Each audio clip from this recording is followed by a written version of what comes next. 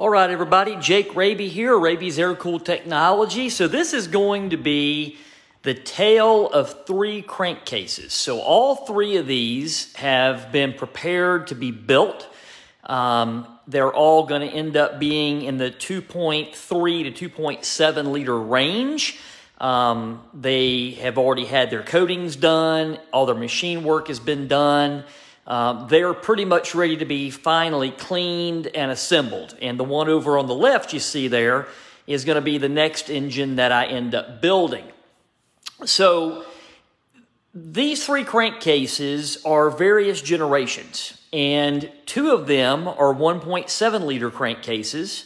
One of those two are the earliest of engines, the W series on their W crankcase code.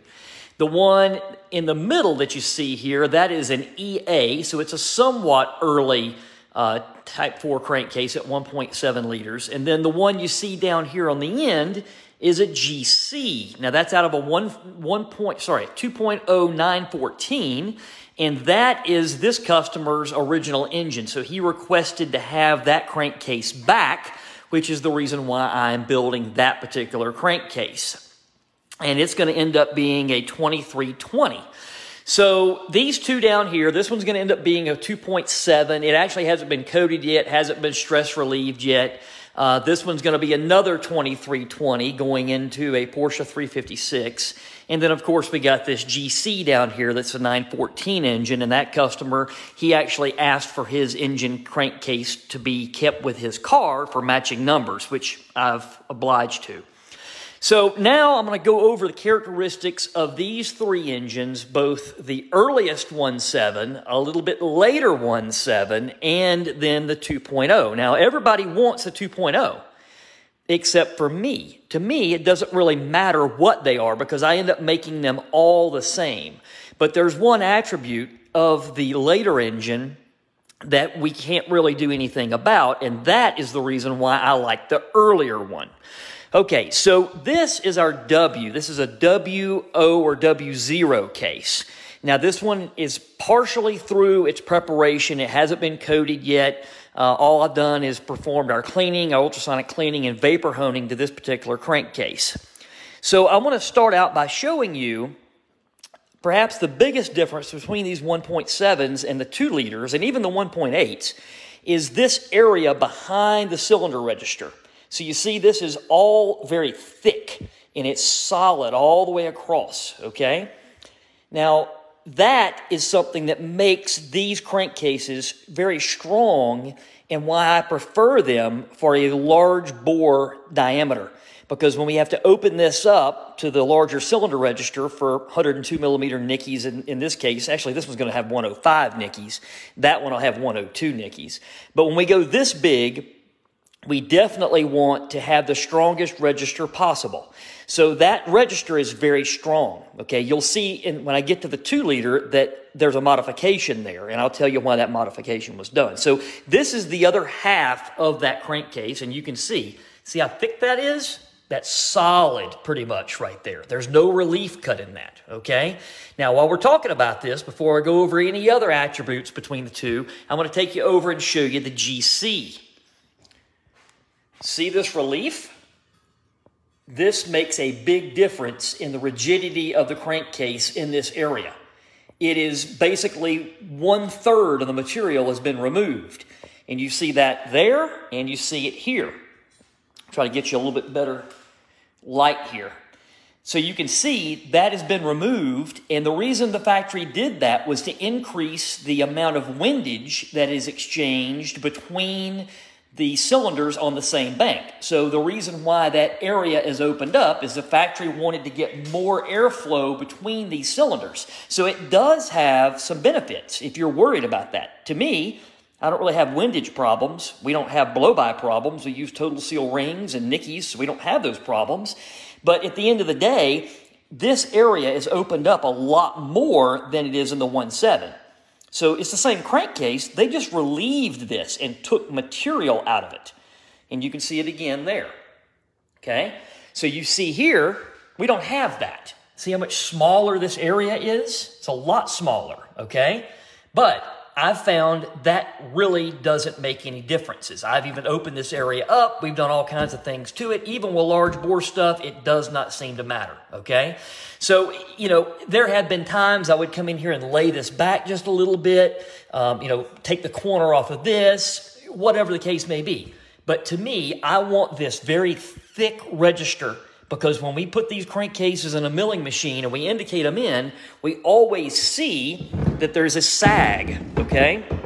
And that sag always starts in this area and ends in this area. And it's always lower right here. So all of these have been decked. When we open them for the bigger cylinders, we've decked all of these. Now, generally, we have to take this down about 30 thousandths of an inch to correct that. You can actually see how much this one was taken down. And there's another one we had to take a little bit further than that. But you can see how much material was removed to get the rest of this register down lower and have it even with the part that had sagged, okay? This one is hardly anything's been taken off of it.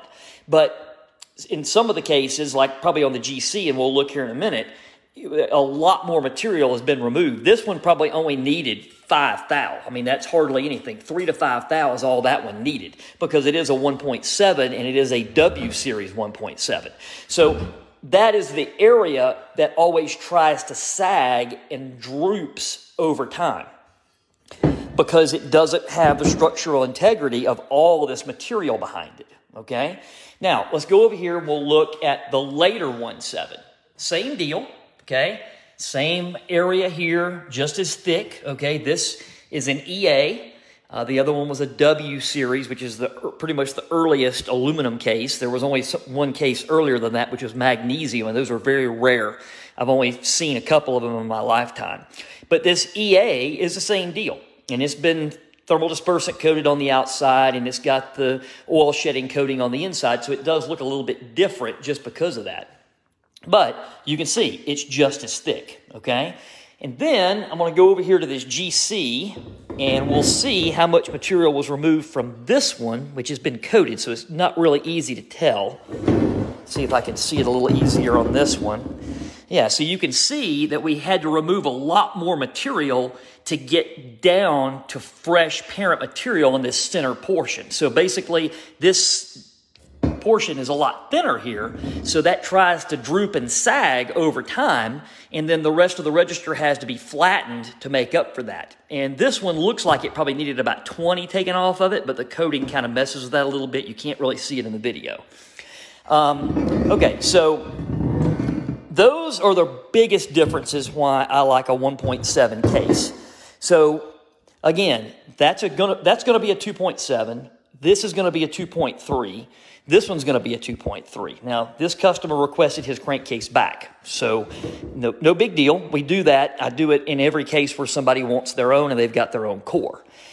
So the earliest case, which most people would not want because it's a 1.7, right? That's what's going to go to a 2.7. And then a little bit later, 1.7 is going to go to a 2.3. This one will make, this is a 190-ish horsepower engine, and so is that one, right? They're both in the 190s.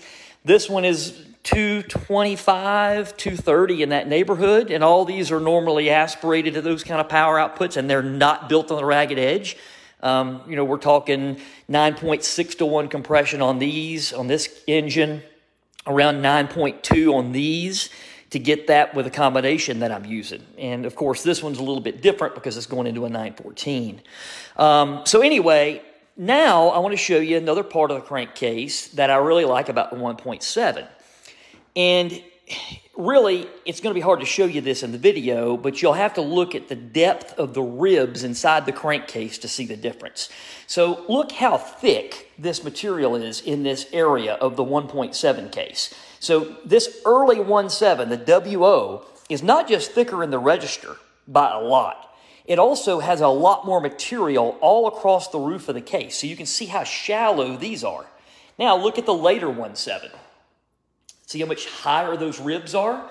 It is a lot thinner here. I'm talking a lot thinner. It's 1/2 the thickness in this area, okay? Same thing on that side of it. And also, looking over here at the GC, same deal, right? They're all thinner like that. So just because the 2 liter is a 2 liter, just because it's a highly coveted GC case, one of the last 914s, doesn't impress me. I like having more material in the crankcase. I've never weighed these, but this W case is noticeably heavier than the others. And I will weigh it. Now that I've got all 3 of them laid out here, I'm going to take the opportunity to weigh them. They're all stripped down. They have all the studs removed from them. The only thing left in them are the dowel alignment pins that we use for jigs. Everything else is the same. So I'm going to weigh them and see. Something I haven't done. But again, this is a lot thicker in this area. So to me, a low mileage, well-known 1.7, early 1.7 is what I'm going to build my craziest engines out of. All the engines we built that have been in the 240, 250, 280 horsepower range, normally aspirated, I built all of them from those particular crankcases. Now, also, I left a new old stock crankcase up here. That one's new old stock. And it is actually the weakest case of all. So if you look behind its cylinder registers, it has the least amount of material.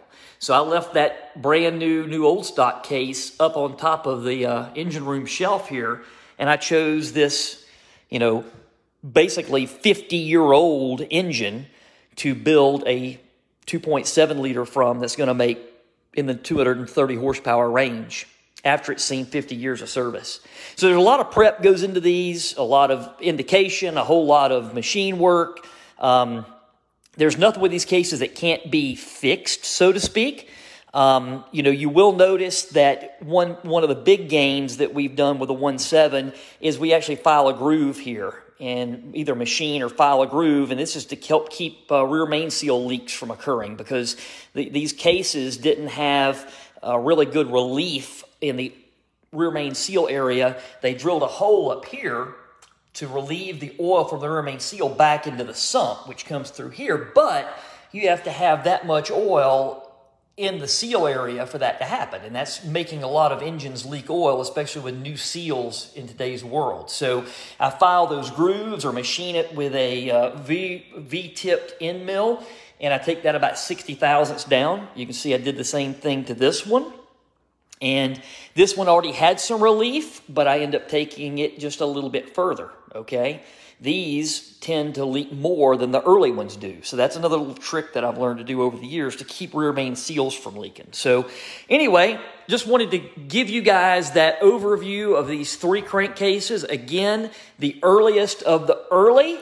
Then we got like a early, later 1.7, if you will. And then we've got the end of the end being a GC. So hope you guys have learned something from this. I've been meaning to show everybody what I do with these crankcases and the reason why I like different ones.